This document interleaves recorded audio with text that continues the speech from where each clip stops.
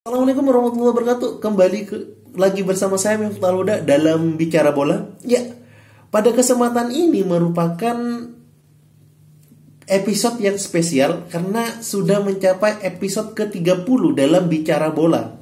Di mana episode ke-30 ini merupakan episode yang mana merupakan episode pembahasan mengenai rumor transfer. Di dua episode sebelumnya yang mana sudah kita bahas rumor transfer di Liga Inggris, maka episode kali ini kita juga akan bahas rumor transfer di Liga Inggris. Kenapa?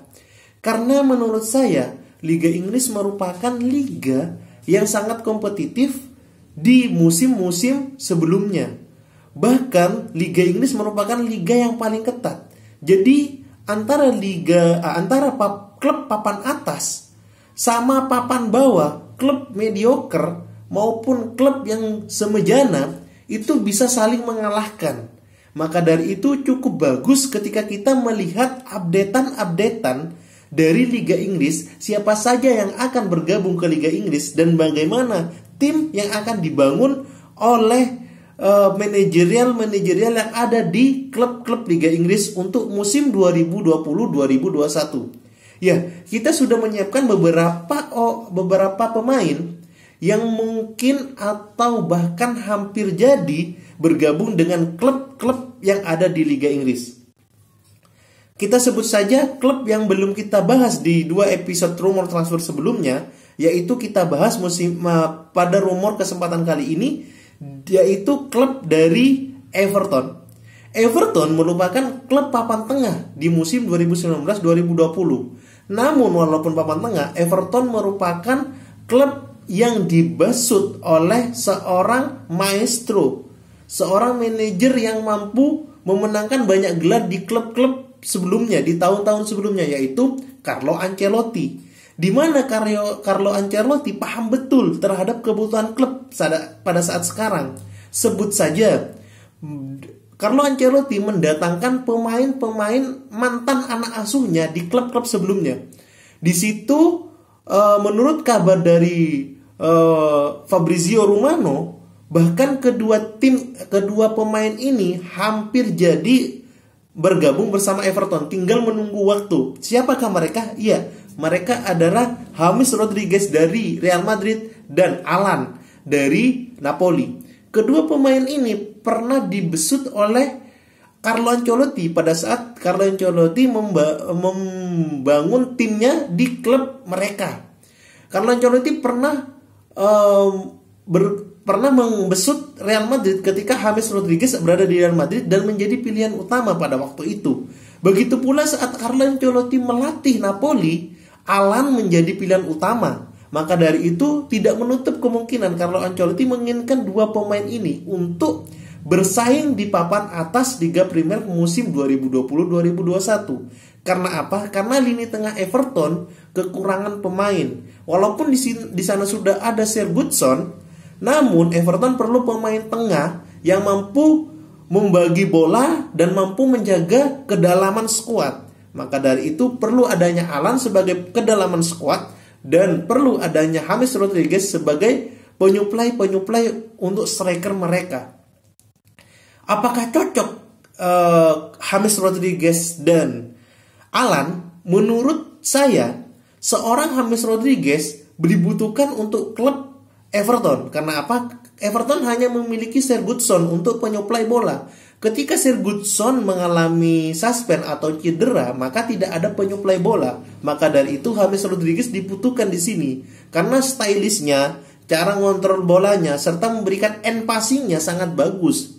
Ditambah lagi Alan juga cocok di sini sebagai gelandang box to box atau gelandang bertahan dari Everton. Karena kita ketahui bahwa Everton banyak mengalami kekalahan gara-gara lini tengah mereka yang kurang konsisten, sehingga menyebabkan tim ini mengalami kemerosotan di musim 2019-2020 kemarin. Maka dari itu menurut saya cukup bagus ketika Carlo Ancelotti mendatangkan dua pemain ini. Yang kedua, rumor dari klub sebejana Manchester United. Manchester United, rumor yang beredar dari banyak media, bahkan Fabrizio Romano, seorang jurnalis transfer sepak bola dari Italia, mengatakan bahwa Van de Beek hampir 90% akan menuju Manchester United. Bahkan kedua belah pihak sudah menyepakati kesepakatan. Tinggal menunggu tes medis dan tanda tangan kontrak. Kenapa Manchester United mendatangkan Van de Beek? Ini cukup unik. Karena Van de Beek pada dasarnya merupakan pemain yang mampu menjadi seorang pemain nomor 10 maupun pemain nomor 8. Nah, ketika Van de Beek didatangkan oleh Ole Gunnar Solskjaer, ini merupakan bahwa sebagai pesaing Bruno Fernandes dan Paul Pogba. Ditambah lagi Paul Pogba sekarang kan lagi terkena virus. Mungkin ketika Van de Beek diturunkan bisa langsung tune in dan bisa langsung bergabung dengan tim dan memberikan efek. Namun apabila Van de Beek benar-benar diturunkan, MU banyak opsi untuk permainan musim depan. Bisa jadi 4-2-3-1 atau 4-1-4-1 di mana Bruno dan Van de Beek akan diduetkan bersama. Ini menjadi unik karena Van de Beek merupakan pemain lini tengah yang mampu bergerak fleksibel dan mampu memberikan umpan-umpan serta finishing dari lini kedua yang sangat apik pada saat Van de Beek berseragam Ajax Amsterdam. Maka dari itu cukup relevan ketika Manchester United mendatangkan Van de Beek ini. Karena Van de Beek cocok untuk gaya bermain MU yang mana MU sudah kuat di lini depan dan lini tengah yang sangat solid dengan adanya Matic ataupun Fred yang mana mampu memberikan ketenangan di lini tengah dengan ditambahnya Van de Beek.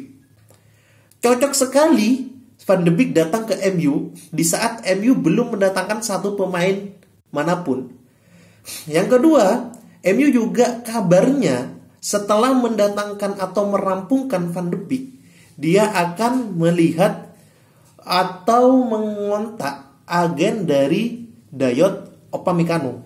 Upamecano ini merupakan back yang sangat produktif atau base yang sangat bagus di RB Leipzig dengan penampilan yang cukup apik di Liga Champions musim ini, di musim 2019-2020. Kita patut tunggu apakah MU akan mendatangkan Dayot Upamecano setelah Van de Beek ini rampung.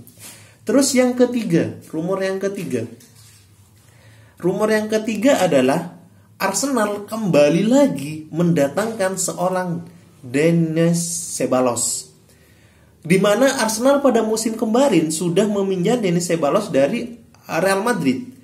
Di mana peran dari Ceballos sangat penting pada saat paruh musim, di mana setelah pasca pandemi, peran Ceballos di Arsenal menjadi sangat penting karena Arteta lebih banyak memainkan Ceballos dan Saka untuk lini tengah mereka. Dan alhasil Ceballos mampu menyumbangkan gelar FA Cup untuk Arsenal di musim 2019-2020. Dengan adanya Ceballos yang mana bisa mengangkat lini tengah permainan dari Arsenal, bisa jadi Arsenal akan menerapkan komposisi terbaiknya ketika seorang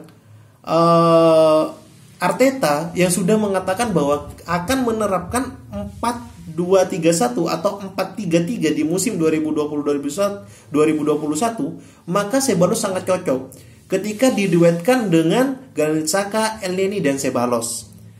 Patut kita tunggu apakah peran baru dari Ceballos ini hanya menjadi pelapis atau menjadi pemain inti, mengingat Arsenal akan mendatangkan attacking midfield.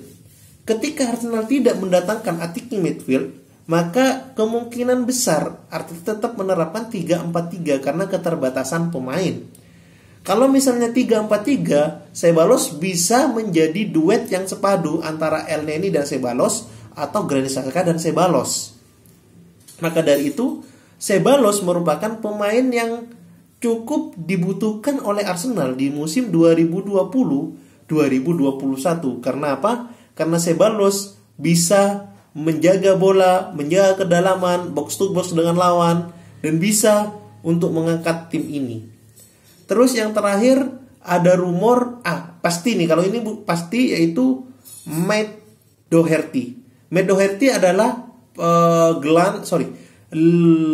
wingback dari Wolves pada musim kemarin, yang mana dibeli oleh Tottenham Hotspur, di mana Doherty ini merupakan wingback yang mampu naik turun pada saat Wolves bermain. Alhasil banyak umpan-umpan yang menusuk cut inside dari Doherty ini. Bahkan pada saat lawan Man City di musim kemarin, ini pemain menjadi penentu dengan cut inside ke dalam dan mencetak gol untuk Wolves saat melawan Man City. Patut kita tunggu peran Doherty di lini wingback sayap dari Tottenham Hotspur, di mana dia akan bersaing dengan Sergio Aurier, yang mana Sergio Aurier sudah ditawarkan ke klub Italia, yaitu AC Milan. Kita patut tunggu apakah akan menjadi tim utama seorang Matt Doherty di Tottenham Hotspur. Mungkin itu saja yang bisa disampaikan pada rumor transfer di episode kali ini, dan mudah-mudahan kita akan bertemu di episode selanjutnya di Bicara Bola. See you guys.